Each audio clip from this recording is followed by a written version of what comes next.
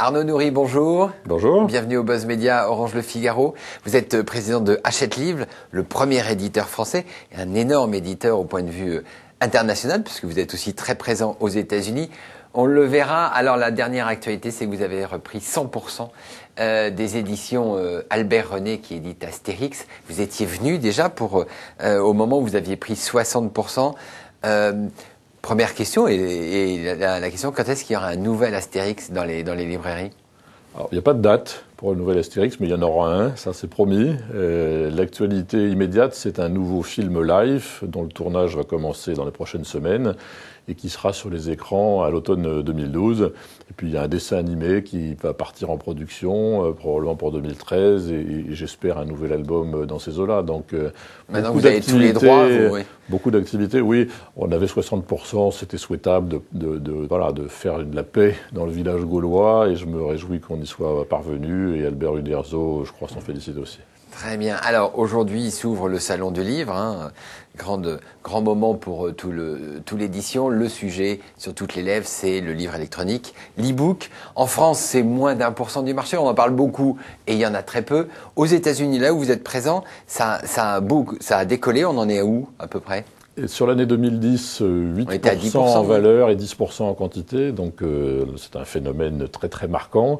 Et 2 ans avant, ça représentait rien non plus. Donc c'est une croissance très forte, très rapide.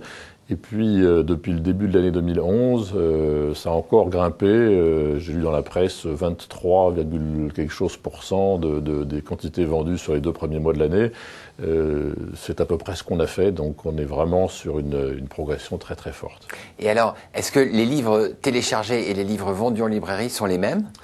On retrouve la même liste de best-sellers. Alors c'est vrai que il y a des livres gratuits ou très peu chers qu'on trouve en format numérique, oui. Et ceux-là parfois prennent une place considérable sur les listes de meilleures ventes. Mais voilà, si on met de côté ceux qui sont quasiment pas vendus et qu'on regarde ceux qui sont vendus à un prix normal, raisonnable, c'est la même liste de best-sellers. Tout à fait. Et donc, est-ce que ça mord sur les ventes de livres physiques ? Est-ce que vous le voyez déjà ? Alors c'est très compliqué d'analyser auteur par auteur, livre par livre, puisque les livres sont pas substituables. Et alors on essaye de retrouver sur un auteur d'une année sur l'autre des courbes. Ce qu'on peut observer aux États-Unis, c'est que l'année dernière, le marché du livre était en légère baisse en valeur, mais en légère croissance en quantité, avec une stabilité des hardbacks, les grands formats, une baisse du poche et une explosion du numérique, comme si le numérique remplaçait un peu le poche, ce qui, en termes de prix, de vente, n'est pas idiot.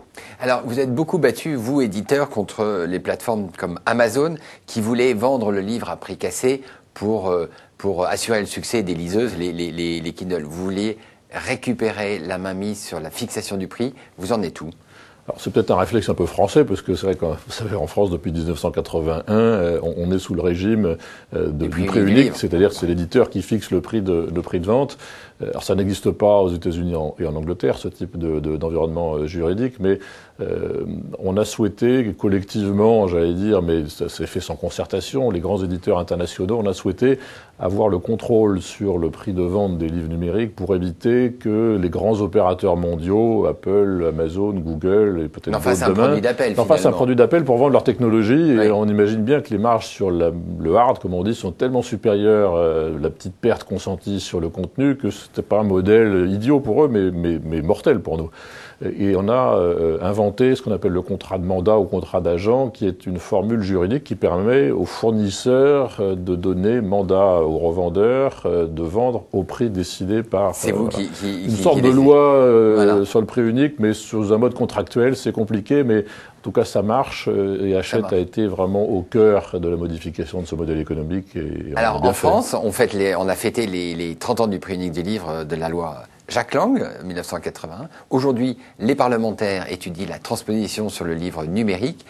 C'est une initiative du Sénat. Est-ce que vous êtes favorable à ce que ce prix unique soit étendu à toutes les plateformes, même celles qui opèrent à partir de l'étranger, c'est-à-dire Apple ou Amazon ? Bien sûr, bien sûr. Ça n'aurait pas de sens d'avoir une loi pour les opérateurs en France et que des opérateurs installés à l'étranger puissent ne pas respecter le prix unique et vendre à n'importe quel prix. Alors, Est-ce que juridiquement c'est facile de faire une loi qui s'applique en dehors du sol français? Je suis pas un spécialiste, donc je me prononce pas. Mais c'est pas simple. C'est probablement pas très simple. On sait que c'est pas simple. Moi, je suis pas un spécialiste, mais en tout cas, si on n'y arrive pas, le contrat de mandat dont je parlais à l'instant, qu'on utilise aux États-Unis et en Angleterre, on va l'utiliser aussi à ces opérateurs qui sont installés en dehors du sol français. Pour ne rien vous cacher, avec Apple, avec lequel nous travaillons, qui n'est pas installé en France, on a un contrat de mandat pour être certain que ce sont nos prix qui sont proposés aux consommateurs. Alors, le monde de l'édition est en ébullition parce qu'il y a 3 semaines maintenant, Bruxelles a fait une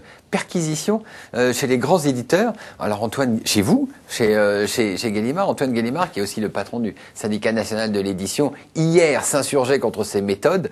Frédéric Mitterrand et Jack Lang disaient que c'était des méthodes de cow-boy. Vous en pensez quoi ? Je crois qu'il faut respecter le droit de la concurrence et juste considérer que la DGCCRF en France ou Bruxelles ont le droit de faire des enquêtes sur des secteurs d'activité lorsqu'ils soupçonnent qu'il y a une entente illégale ou des choses comme ça. Il y a eu des exemples par le passé d'industries lourdement condamnées, donc voilà, dont acte.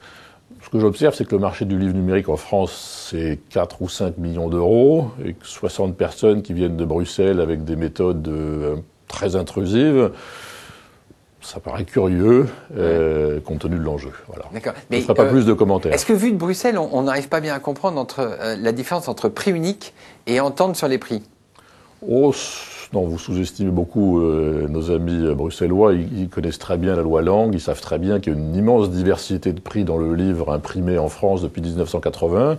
Le prix unique, ça veut dire que c'est l'éditeur qui décide. Il décide en fonction du marché, en fonction de son initiative marketing, et pas sous je ne sais quelle entente avec ses confrères. Ça n'existe pas plus dans le numérique que dans le livre papier.